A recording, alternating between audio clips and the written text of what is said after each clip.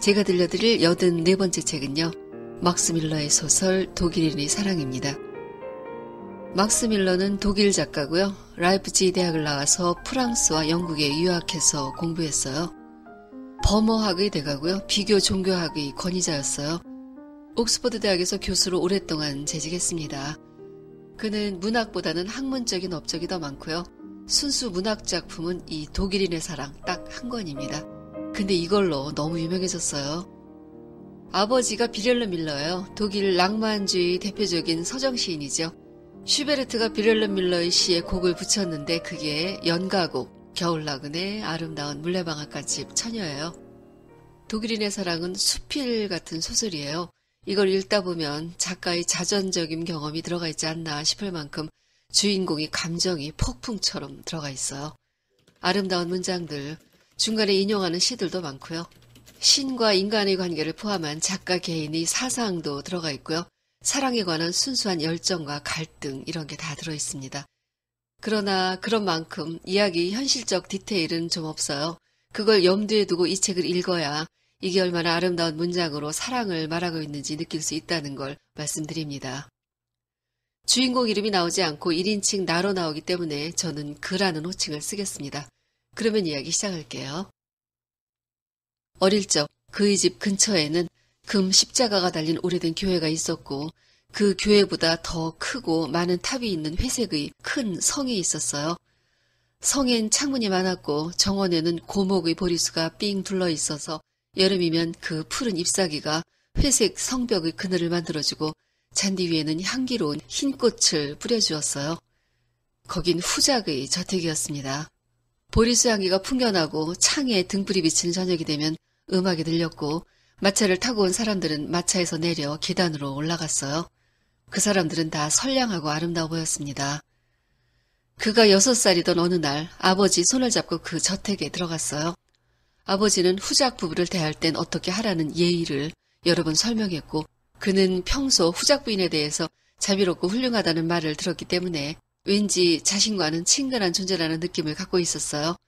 그는 후작 부인을 보자마자 달려가서 그녀의 목에 매달려 어머니에게 키스하듯 키스를 했어요. 아름다운 부인은 웃으며 머리를 쓰다듬어 주었지만 아버지는 팔을 잡아 끌며 야단을 쳤어요. 그는 아버지의 처사가 부당하게 생각되어서 변호를 바라듯이 후작 부인을 쳐다보았지만 그 여자의 얼굴에는 온유하면서도 엄숙한 표정이 있을 뿐이었습니다. 그 방에 모인 신사숙녀들도 모두 미소만 머금고 있으면서 그의 편을 들어주는 사람은 없었어요.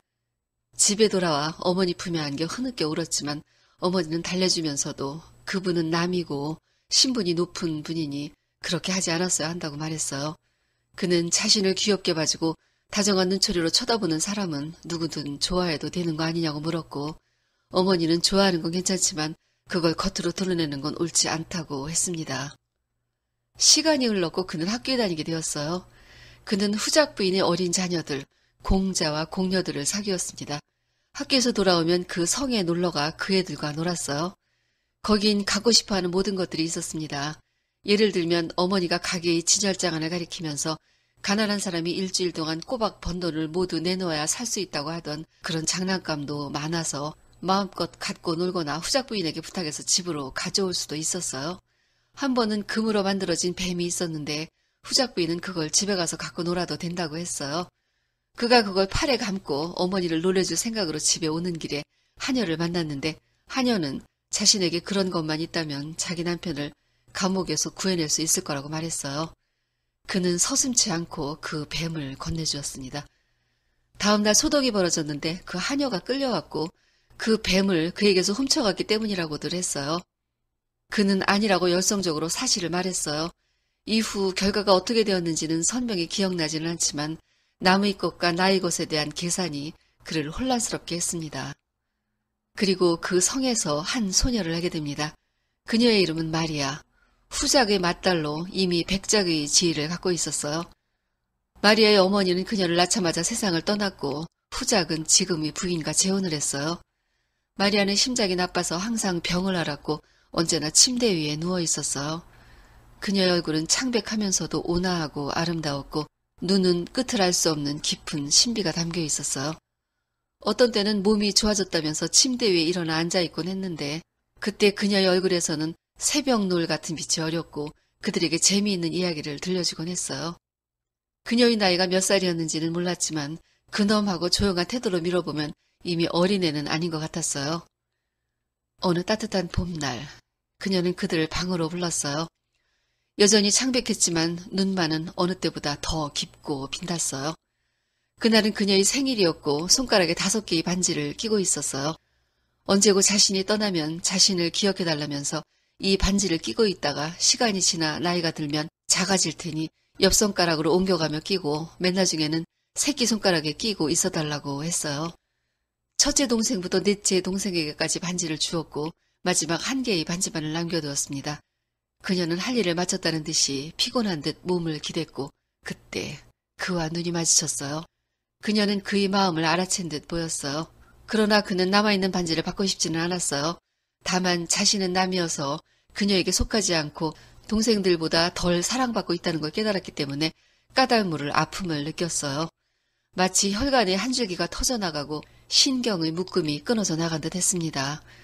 그녀는 몸을 일으켜 손을 그의 이마에 올려놓고 그의 눈을 들여다보았어요. 그리고는 천천히 손에서 반지를 빼 그에게 주었어요. 동생들과 헤어질 때 자신이 가지고 가려고 했던 반지지만 자기가 세상에 없을 때 그가 갖고 있으면서 기억해주는 게 더 좋겠다고 말했어요. 반지에 새겨진 글에 대해서도 말했는데 그건 하느님 뜻대로라는 문구였어요. 그녀는 그에게 너는 격한 마음과 유순한 마음을 동시에 갖고 있는데 이 세상의 삶이 그걸 억제해서 더 완강하게 만들지 않기를 바란다고 말했어요. 그는 당시 소년이었지만 고통받고 있는 아름다움이 자신에게 주는 매력을 받아들일 만큼의 감정은 느낄 수 있었어요. 그는 모든 아픔이 사라졌고 이제는 외롭지 않았어요. 그녀에게 자신은 타인이 아니며 이 반지를 준 건 그녀가 자신을 위해 희생하고 있음을 알고 있었으므로 어떤 욕심도 없었습니다. 그는 반지를 그녀에게 돌려주면서 너의 것은 모두 내 것이니까 반지를 그냥 갖고 있으라고 조금은 더듬거리며 말했어요. 그는 대학생이 되었어요.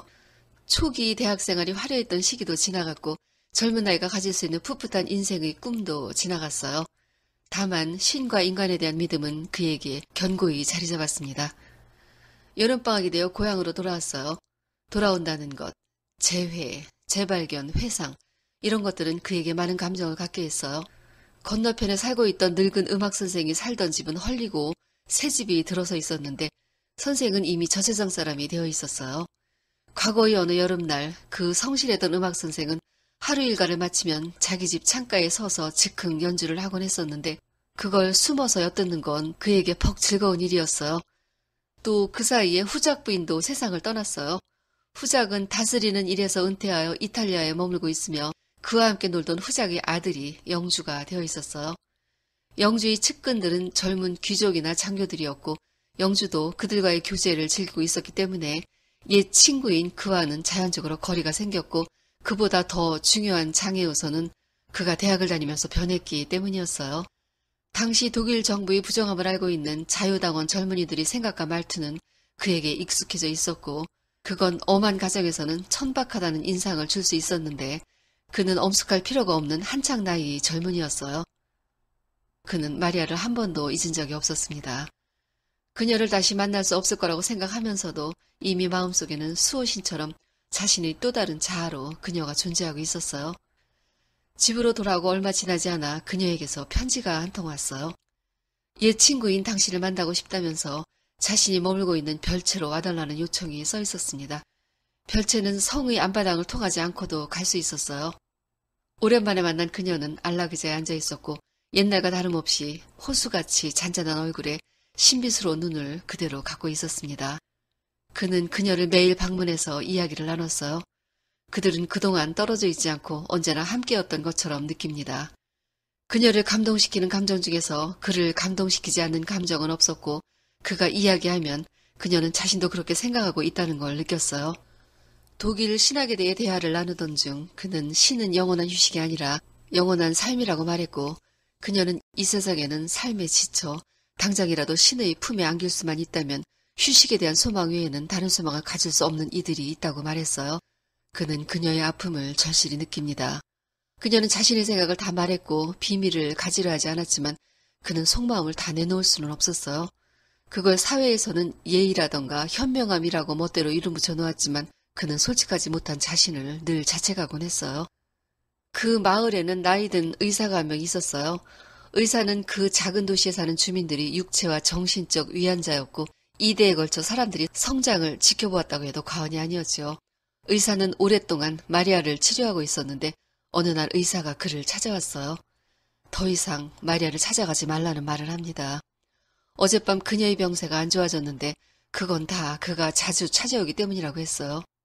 그녀를 가능하면 빨리 여기를 떠나게 해서 시골로 요양을 보낼 거라고 말했으며 그녀를 소중하게 생각한다면 다시는 찾아오지 않아야 한다고 강조했어요. 그는 가슴속에 끓어오르는 감정을 다스리기 힘들었어요. 그녀 곁에 있을 때만 자신의 심장이 순조롭게 고동쳤고 그 시간만이 살아있음을 느끼게 하던 날들이었어요. 자신이 속마음을 감추었으므로 그녀는 자신이 사랑하고 있는 것도 알지 못할 것이었죠. 어째서 그녀의 위안이 되어지고 그녀가 자신의 안식처가 될 수 없는지. 그러나 그녀를 다시 찾아갈 수는 없었어요. 그는 의사에게 그녀를 부탁한다는 편지를 남기고 모든 걸 잊기 위해 티롤로 여행을 떠납니다. 티롤은 푸른 산과 계곡, 푸른 호수, 웅대한 폭포가 있었지만 그에게는 아무 의미가 없었어요. 매일 아침 눈을 뜨고 밤이면 고독한 자신의 몸을 침대에 던지곤 했어요. 나중에는 찬란한 자연을 즐기며 환호하는 사람들과 마주치는 것이 싫어서 낮에는 자고 밤이 되면 돌아다녔어요. 가슴에는 위안을 잃은 황막함이 있었고 밤의 차가움은 따스한 회상도 의지할 희망도 남아있지 않게 했어요. 그는 공포를 느꼈어요. 그 공포는 신에게서 버림받는 것이었어요. 인간에게서 받는 위안과 사랑이 없어지자 인간에게 버림받았다는 생각이 들었고 인간에게 버림받자 신에게서도 버림받았다는 공포가 그를 휘감았습니다. 며칠이 지나고 다시 마음을 추스릴 수 있었어요. 그건 자연 속에서 위안을 찾아냈기 때문이었죠. 하늘을 보면 위성이 유성의 둘레를 돌고 있는 영원한 질서가 보였어요. 그 영원한 질서는 물방초의 씨앗으로 하여금 꽃의 세포를 열리게 하여 꽃봉오리가 피게 해 목장의 융단이를 아름답게 수놓는 것, 꽃받침 속에서 꼬물거리는 딱정벌레, 이 생명의 전이는 무한한 조직에 그 자신도 속해 있음을 느끼게 했어요.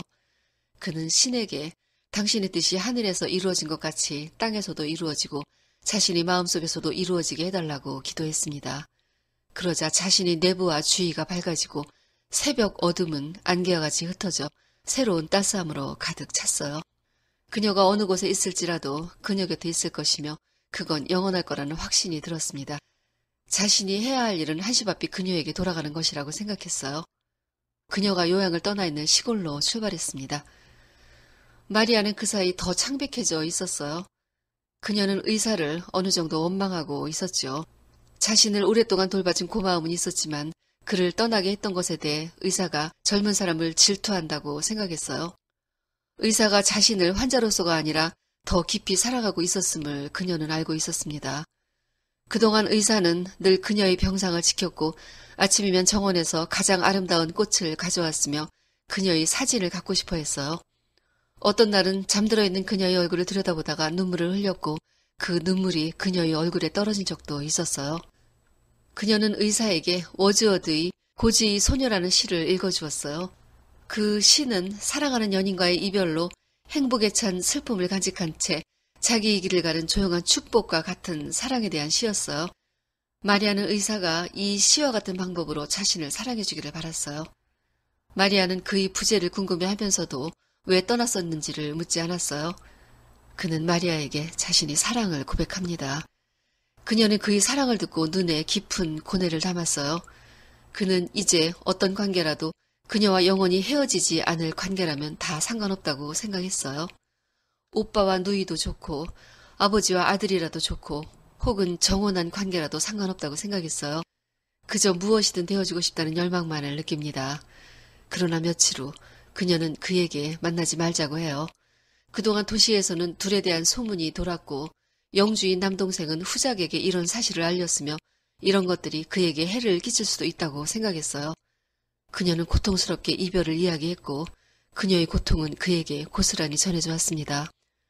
그들은 이제 서로의 사랑을 의심하지 않았어요. 뜨겁게 키스했고 시간은 둘을 위해 멈추어 있었습니다. 헤어질 때 그녀는 그에게 나의 친구, 나의 사랑, 나의 구세주라고 말했어요. 자정 무렵에 의사가 그를 찾아왔고 그녀가 하늘나라로 떠났음을 알려주었어요. 편지를 남겼는데 편지엔 당신의 것은 모두 내 것입니다 라고 써 있었어요. 그리고 봉투 안에는 그때의 그 반지, 신의 뜻대로라는 글이 새겨진 반지가 들어있었습니다. 그날 의사는 그에게 평생 동안 아무에게도 말하지 않았던 비밀을 말해주었어요. 의사는 오래전 마리아 어머니와 사랑하는 사이였지만 둘 다 너무 가난했어요. 젊은 후작이 그녀를 사랑하는 걸 알았을 때 그녀를 위해 기꺼이 떠났으며 그녀는 후작과 결혼하게 되었던 거였죠. 그녀의 행복을 위해 의사는 그녀 앞에 나타나지 않았어요. 그러다가 그녀를 다시 만난 건 임종하는 침상에서였어요. 그녀는 마리아를 출산하다가 죽었던 거였죠. 이후 그는 자신이 사랑했던 여자의 딸을 돌보고 생명을 연장시키기 위해서 노력했지만 이제 다 끝났다고 했습니다. 의사는 그에게 공허한 슬픔으로 하루하루를 낭비하지 말고 최선을 다해 사람들을 위해 살라고 당부했습니다. 자신도 슬픔이 깊었지만 사람들을 사랑하면서 마리아와 같은 아름다운 영혼을 보게 되었고 지금은 생이 얼마 남지 않은 노인이지만 사랑하다 잃어버린 것조차 하느님께 감사드린다고 말했어요. 그리고 시간이 더 흘렀어요. 그 대목을 읽어드릴게요. 그 뒤 몇 날이 지나고 몇 주일이 지나고 몇 년이 흘렀다. 고향이 타향이 되고 타향이 고향으로 변했다. 그렇지만 그녀에 대한 나의 사랑은 남아있었다. 한 방울의 눈물이 큰 바다에 떨어지듯 아주 작은 것이었지만 인간에 대한 나의 사랑은 수백만의 사람들에게 스며들어 그들을 감쌌다. 내가 어린 시절에 그렇게도 좋아하던 수백만의 타인들을 나는 사랑한다. 소설은 여기서 끝입니다. 막스 밀러가 아버지 비렐름 밀러 영향을 받아서 책은 시적이고 아름다운 언어로 가득 차 있어요. 또 그가 범어학과 종교학의 권위자였기 때문에 동양적 신비가 책에서도 많이 보입니다. 이 책은 아주 관념적이에요. 그런 이유로 주인공들이 사랑은 갈증을 느끼게 하죠. 그들은 전혀 다른 인생을 살아왔기 때문에 이 사랑의 결말은 처음부터 보였어요. 마리아는 마지막 사랑을 했고요. 그는 사랑을 막 시작했지만 큰 상실감을 안고 세상의 모든 사랑을 다시 하게 될 겁니다. 요즘 사랑은 물론 일부겠지만요. 자기 위지 관능과 물질적인 것이 앞서는 추세죠. 그런 가운데 이런 사랑은 지루하긴 해도 한 번은 돌아볼 가치가 있는 거 아닐까 하는데요. 아름다움과 추함에 대한 생각은 기본적으로 변하지 않거든요. 늙은 의사는 그에게 시간을 낭비하지 말고 다른 사람들을 위해 살라고 말했어요. 그건 기성세대가 젊은이에게 바라는 가치와 같을 것이고요. 자신이 사랑했던 여자의 딸을 돌보면서 의사가 갖게 된 인류애적인 측면도 포함되었을 거예요. 그가 어렸을 때 아름다운 후작 부인에게 애정을 표현했으나 타인이었기 때문에 제약을 받았던 아픈 경험은 마리아와 진정한 사랑을 함으로써 깊고 넓게 성장했음을 책의 마지막에서 작가는 언급했어요. 막스 밀러는 1900년에 죽었어요. 그는 이 사랑을 주제로 한 소설에서 의사의 입을 빌어 젊은이에게 폭넓은 인류애적인 사랑을 강조했고요. 책 제목을 독일인의 사랑이라고 붙였어요. 그런데요, 막스 밀러는 15년 후, 또 20년 후에 독일이 전쟁을 일으켜서 세계를 암흑에 빠뜨리고 600만 명의 유태인을 죽일 거라는 걸 아마 상상도 못했겠죠. 사랑을 하면 모든 게 아름답게 보이죠. 그 사랑을 잃어도요, 사랑의 기억은 다른 사랑을 할 성장의 단비로 남곤 하죠. 그와 마리아의 사랑, 관념적이기 때문에 오히려 모든 사랑의 가능성을 독자들에게 열어놓았지 않나 하는 생각이 들어요. 오늘은 여기까지입니다. 듣느라고 수고하셨어요. 좋은 책 가지고 다시 만나요.